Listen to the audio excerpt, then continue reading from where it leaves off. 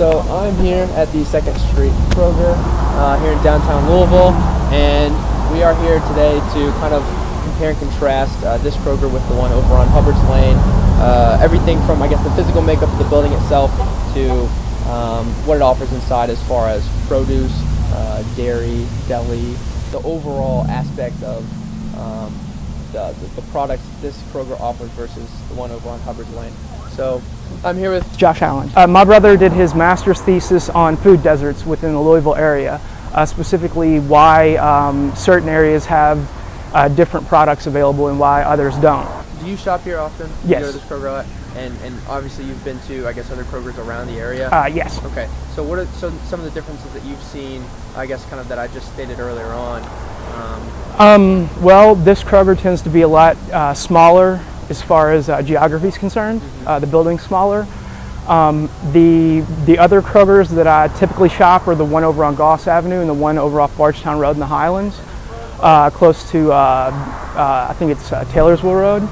And they're much larger. Their produce sections are larger. They have a lot more offerings as far as food is concerned. In a discussion with my brother, we were discussing why that would be, and we came to a generalized conclusion that it has to do with supply and demand, in that, say for instance, if Kroger in a more affluent area, in the East End, or say over on Bardstown Road, or even over in Goss Avenue, if there's a demand for produce, then the store will bring it in because they're going to serve what the people want. And if there's not, then it won't, much like this Kroger.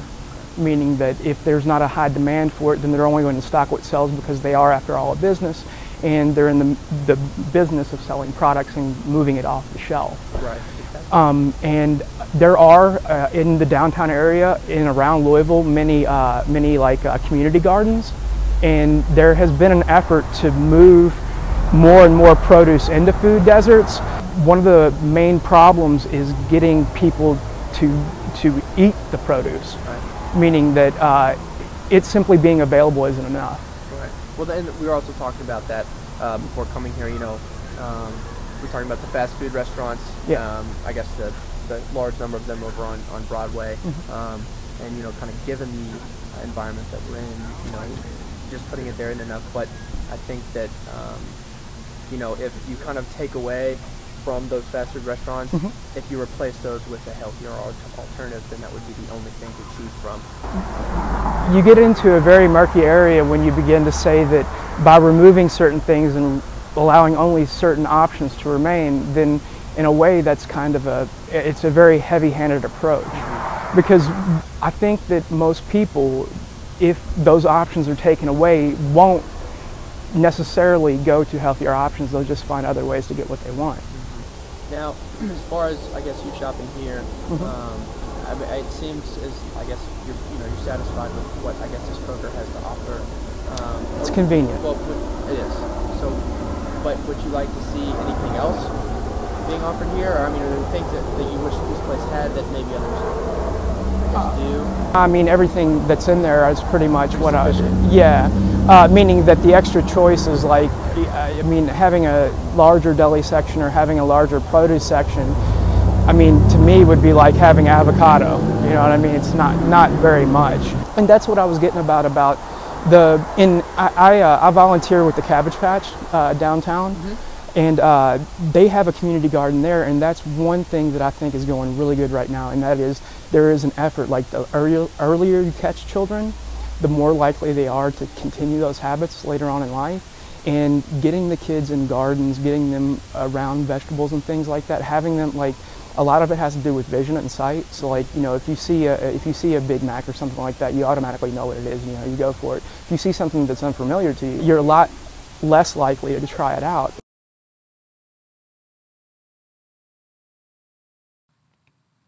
Prior to beginning this project, we had a few predispositions about the 2nd Street Kroger.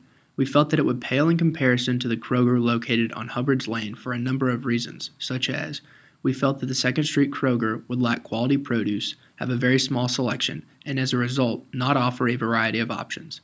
Upon visiting the 2nd Street location, the majority of our assumptions were proven to be false. It did offer what looked to be quality produce, including an organic section, the same prices and deals, a respectful variety. The Hubbard's Lane location offered everything that 2nd Street did and then some. The selection is significantly greater simply because of the size of the store itself. The produce section was 3 times the size, not to mention the organic section alone was equivalent to the overall size of the produce section at 2nd Street.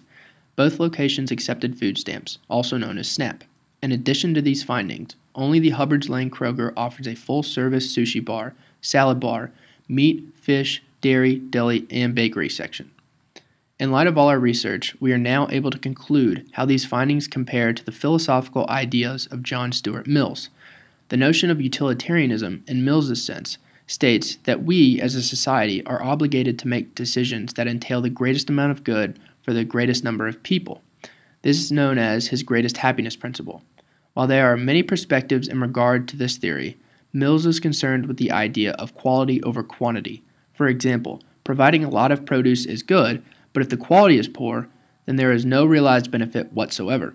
While the 2 Krogers we analyze are very different from a structural standpoint, one must keep in mind that it is all relative. The Hubbard's Lane location is more aesthetically pleasing and has a greater selection, but this is simply due to the community in which it is located, and the sheer size of the store itself. Therefore, it is able to accommodate much more.